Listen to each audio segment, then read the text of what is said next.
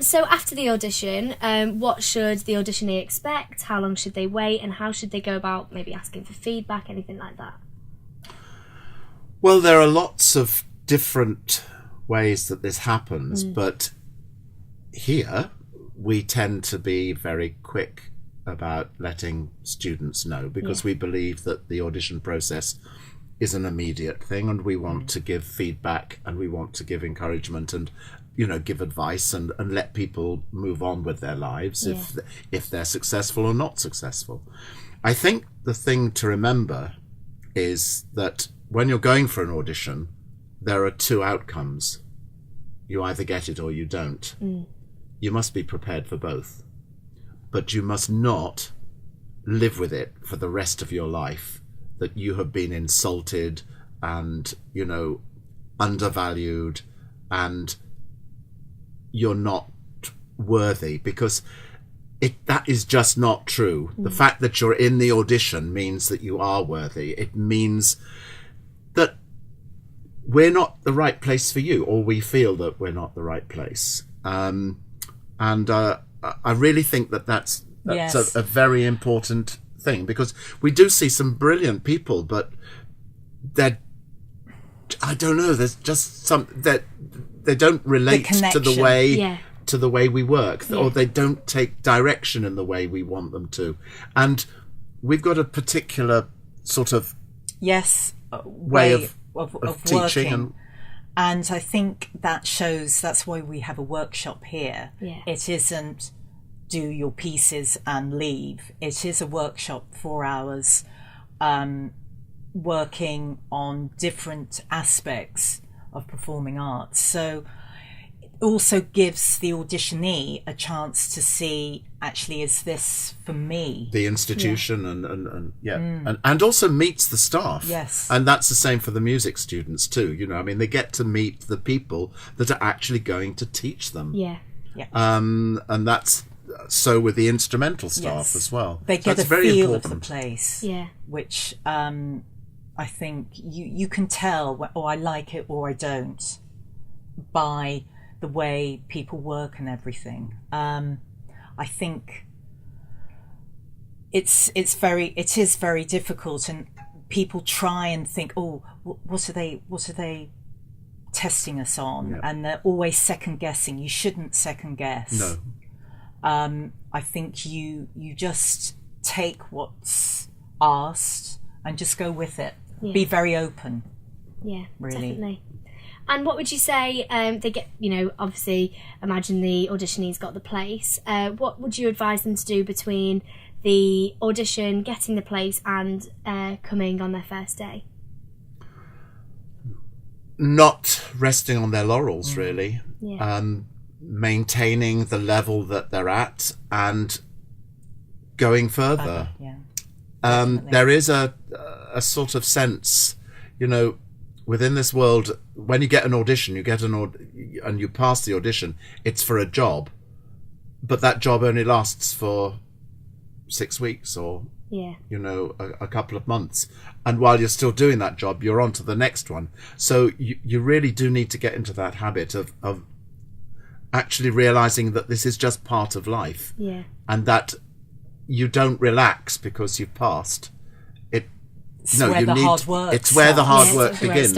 It's sort of it's a bit sad, but that's the way it is. It just doesn't stop, and I think some people find that very difficult to understand. I think it's actually the start of the rehearsal. For the job, the performance, which is graduation. That's what it is. But I do think that there's one thing that's really, really important to say. That is, nobody should be put off auditioning, and nobody should be convinced that doing music or doing the performing arts isn't of value, because actually there's a lot spoken about it. We're losing it in the curriculum, in schools. We're having to find a way of dealing with that, and yet what do most people do after 5 o'clock at night till 8 o'clock the next morning? put the telly on, listen to the radio, listen to CDs, watch DVDs, see adverts, and what is it? Entertainment. How can anybody in this world say that doing music or the performing arts is not of value to our society? It'll get a lot more boring if they cut it out completely. Absolutely. But, we all have a job to do, and each institution, I think, has a job to do in auditioning students. And I think that's something that when you're in that place and you are auditioning, you need to know what it is that's of quality in that institution in comparison with that institution, and make a good choice. The choice is theirs. It's up to them to make the right choice. Yeah. Like it is, buying something from one shop or buying it from another. As my colleague knows only too well. Well, I always say to the students, auditions, it's like washing powder. You're in the supermarket. Do I choose Daz or do I choose Ariel? It's one of the... It can be like that with audition. Yeah. But it's a human experience. It's not a dehumanizing experience. Yeah. And I think some people come with other expectations, and because of their lack of preparation, it becomes a very, very, very disturbing experience, because truth sort of starts to, come through, and they realize that perhaps they're not the person that they thought they were. Right. And if there's one piece of advice I would give to anybody auditioning, it is know who you are. Yeah. So that when it comes your way, you know how to deal with it. I think it's really, really important to be confident and to know who you are. Exactly. And that's when I was saying about being the casting director. Yeah. You've got to know who you are to pick the right pieces, whether it's music or a monologue or a song. You've got to know you as the person. Yeah. I mean, there is a little thought we ought to talk about is sort of musical theatre songs and things like that. The number of people that bring music theatre songs that go on for minutes and they haven't actually understood the narrative. Yeah. And you actually stop them and you say, would it be possible for you to just speak the first 2 lines of this song? And they can't remember the words.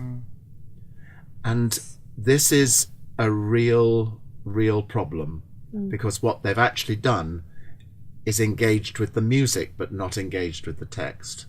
And I think, with having the BA acting course, the BA musical theatre, voice in performance, and indeed all the work that the classical singers do, we have a very strong belief that if the text is not there, then our work is... Which is why we do the spoken lyric in the audition. Absolutely, and we do the spoken lyric. So you have to connect with the text, and it's trying to embody that before they come to the audition, subconsciously.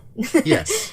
But I think people are so worried about how they sound, rather than what they're giving as a journey to the audience. You're taking the audience on a journey, whether it's an audition panel or whether it's an actual performance. It is taking them on a journey on with that you. journey. Yes, on that journey.